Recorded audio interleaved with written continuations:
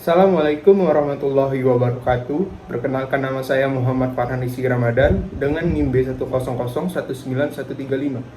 Saya merupakan mahasiswa Fakultas Hukum Universitas Jambi dengan program studi Ilmu Hukum. Maksud dan tujuan video saya kali ini adalah pemenuhan nilai ujian akhir semester mata kuliah Hukum Pengangkutan kelas B yang diampu oleh Ibu Firia Oktaviani SHMH. Pada kesempatan video kali ini, saya akan membahas dan menjelaskan apa itu pengangkutan udara. Penasaran dengan pengangkutan udara? Silakan simak videonya sampai habis. Sebelum masuk ke dalam pengertian pengangkutan udara, kita harus mengetahui dulu apa itu pengangkutan. Transportasi atau pengangkutan merupakan bidang kegiatan yang sangat penting untuk memperlancar roda pembangunan, perekonomian, serta kehidupan masyarakat di seluruh dunia, termasuk di negara Indonesia. Pentingnya transportasi bagi masyarakat Indonesia disebabkan oleh beberapa faktor, antara lain keadaan geografis Indonesia yang terdiri dari ribuan pulau kecil dan besar, perairan yang terdiri dari sebagian besar laut, sungai dan danau yang memungkinkan pengangkutan dilakukan melalui darat, perairan, dan udara guna menjangkau seluruh wilayah Indonesia, yaitu pendapat Abdul Qadir M. 1998. Hal lain yang juga tidak kalah pentingnya akan kebutuhan alat transportasi adalah kebutuhan kenyamanan, keamanan, dan kelancaran pengangkutan yang menunjang pelaksanaan pembangunan, yang berupa penyebaran kebutuhan pembangunan, pemerataan, dan distribusi hasil pembangunan di berbagai sektor ke seluruh pelosok tanah air, misalnya sektor industri, perdagangan, pariwisata, dan pendidikan, yaitu pendapat ahli IBIT tahun 1998. Angkutan udara adalah setiap kegiatan dengan menggunakan pesawat udara untuk mengangkut penumpang, kargo, dan atau pos untuk satu perjalanan dari satu bandar ke bandar udara yang lain atau beberapa bandar udara. Pengangkutan udara memainkan peranan-peranan penting dalam perkembangan perekonomian suatu negara, karena pesawat terbang merupakan alat transportasi yang efisien, dinamis, dan cepat. Pesawat terbang juga merupakan transportasi yang secara keamanan dan kenyamanan sangat berkualitas dalam hal pelayanan kepada penumpang, jika aturan dan standar operasional prosedur dari hukum penerbangan benar-benar dilakukan sesuai prosedur yang berlaku. Setelah kita mengetahui arti umum dari transportasi atau angkutan dan arti umum dari angkutan udara, selanjutnya kita akan masuk ke dalam pembahasan yang menjadi permasalahan dalam angkutan udara. Yang pertama, apa saja arti penting transportasi udara dan kaitannya dengan hak-hak konsumen maskapai penerbangan? Yang kedua, hak dan kewajiban konsumen dan pelaku usaha. Yang ketiga, subjek dan objek dalam pengangkutan udara. Yang keempat, peranan pemerintah dalam melindungi konsumen maskapai penerbangan dalam pengangkutan udara. Pembahasan yang pertama, arti penting transportasi udara dan kaitannya dengan hak-hak konsumen maskapai penerbangan. Transportasi pada kenyataannya merupakan sarana untuk memenuhi kebutuhan pokok yang akan menjamin jalannya kehidupan manusia. Melalui sarana transportasi, manusia bisa memenuhi kebutuhan pokoknya yang tidak terdapat di sekitar daerah tempat tinggalnya, melainkan hanya terletak jauh dari tempat tinggalnya dan tidak bisa ditempuh dengan berjalan kaki. Sehingga secara tidak langsung, transportasi merupakan sarana pengintegrasian penduduk antar wilayah di suatu negara. Pada prakteknya, di lapangan dapat kita amati bahwa transportasi bisa juga mencerminkan kondisi sosial suatu masyarakat. Pola pergerakan manusia juga merupakan salah satu cerminan kondisi sosial suatu masyarakat. Dalam waktu-waktu tertentu, penduduk Indonesia melakukan pergerakan secara bersamaan dengan menggunakan sarana transportasi publik. Salah satu contoh dari kasus tersebut adalah fenomena mudik lebaran. Fenomena menarik di masyarakat ini bisa kita rasakan setiap tahun menjelang lebaran. Sebagian masyarakat desa yang bekerja di kota-kota besar akan menjalankan ritual tahunan berupa mudik ke tempat asalnya.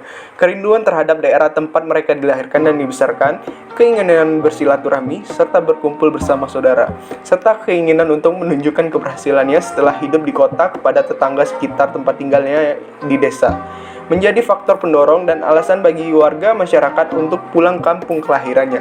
Aktivitas kembali ke tanah kelahirannya, terutama pada saat hari besar, merupakan perhelatan akbar tahunan yang diselenggarakan oleh seluruh rakyat Indonesia. Bukan hanya masyarakat saja yang harus bekerja keras demi mewujudkan keinginan mereka, tetapi pemerintah juga harus ikut mendukung dalam kegiatan itu dengan menyediakan sarana transportasi publik yang nyaman dan memadai kapasitasnya. Salah satunya ialah alat transportasi adalah angkutan udara. Pembahasan yang kedua, hak dan kewajiban konsumen dan pelaku usaha. Kewajiban pelaku usaha. Yang pertama, beritikat baik dalam melakukan kegiatan usahanya. Yang kedua, memberikan informasi yang benar, jelas, dan jujur. Yang ketiga, memperlakukan atau melayani konsumen secara benar dan jujur serta tidak diskriminatif. 4. Menjamin mutu barang atau jasa yang diproduksi.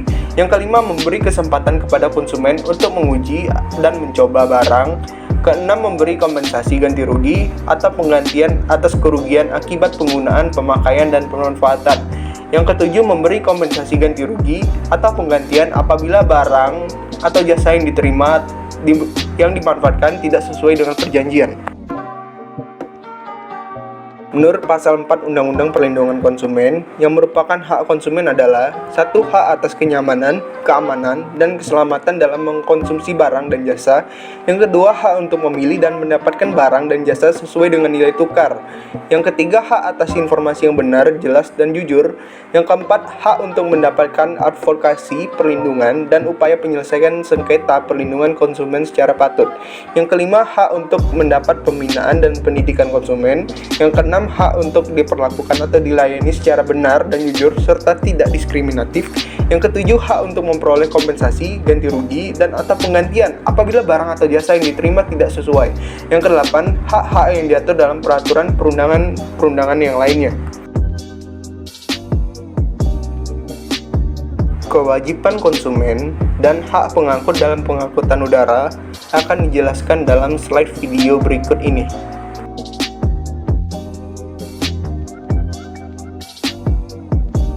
Pembahasan yang ketiga, subjek dan objek dalam pengangkutan udara. Pengangkutan didefinisikan sebagai perpindahan tempat, baik mengenai benda-benda maupun orang, karena perpindahan itu mutlak dibutuhkan dalam rangka mencapai dan meninggikan manfaat serta efisien. Subjek di dalam proses berkegiatan angkutan udara ini adalah pihak-pihak yang terlibat dalam rangka penyelenggaraan angkutan udara. Sementara yang menjadi objeknya adalah proses penyelenggaraan pengangkutan udara itu sendiri. Abdul Qadir Muhammad berpendapat bahwa subjek hukum pengangkutan adalah pendukung berkewajiban dan hak dalam hubungan hukum pengangkutan, yaitu pihak-pihak yang terlibat secara langsung dalam proses perjanjian sebagai pihak dalam perjanjian pengangkutan. Subjek hukum pengangkutan dapat berstatus badan hukum, persekutuan bukan badan hukum, dan perseorangan. Berikut adalah penjelasan dari beberapa subjek dalam hukum pengangkutan. Yang pertama ialah pengangkut atau carrier. Pada perjanjian pengangkutan barang, pihak pengangkut yakni pihak yang berkewajiban memberikan pelayanan jasa angkutan barang dan berhak atas penerimaan pembayaran tarif angkutan sesuai yang telah disepakati. Yang kedua, pengirim atau consignor. Kitab Undang-Undang Hukum Dagang Indonesia tidak mengatur definisi pengirim secara umum.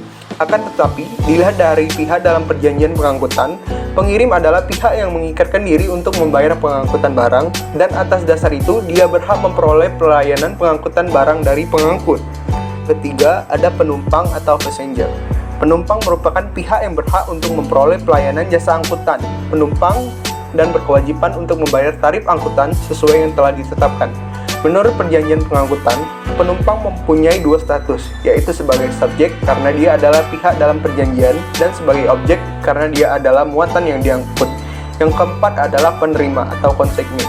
Pihak penerima barang yakni sama dengan pihak pengirim. Dalam hal pihak pengirim dan penerima adalah merupakan subjek yang berbeda.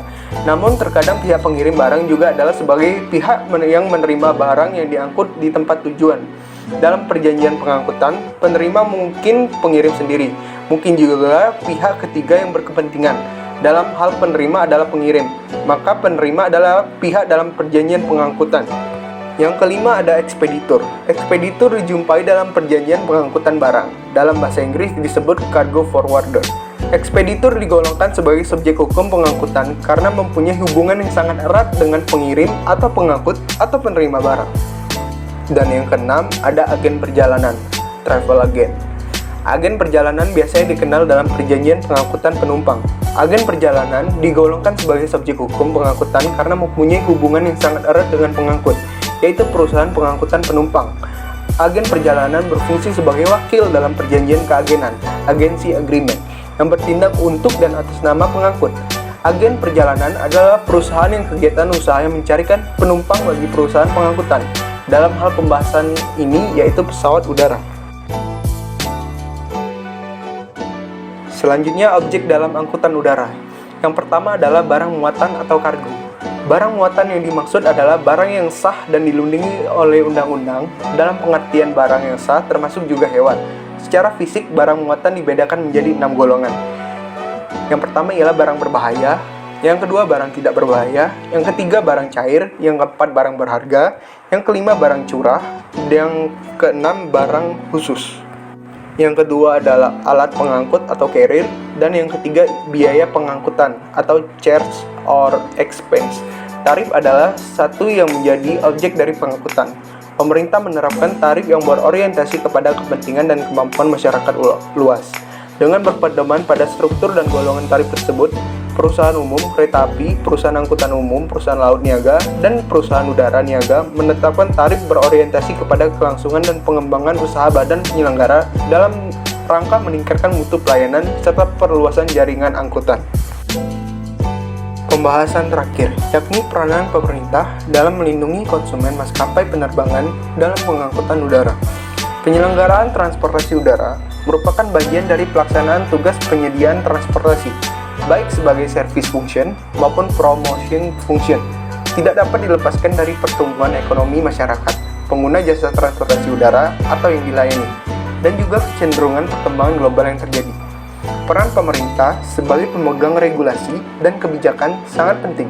Tanggung jawab pemerintah dalam melakukan pembinaan penyelenggaraan perlindungan konsumen dimaksudkan untuk memberdayakan konsumen agar mendapatkan hak-haknya. Perlindungan terhadap konsumen dapat berupa pengawasan dan pembinaan, yaitu yang pertama ialah pembinaan.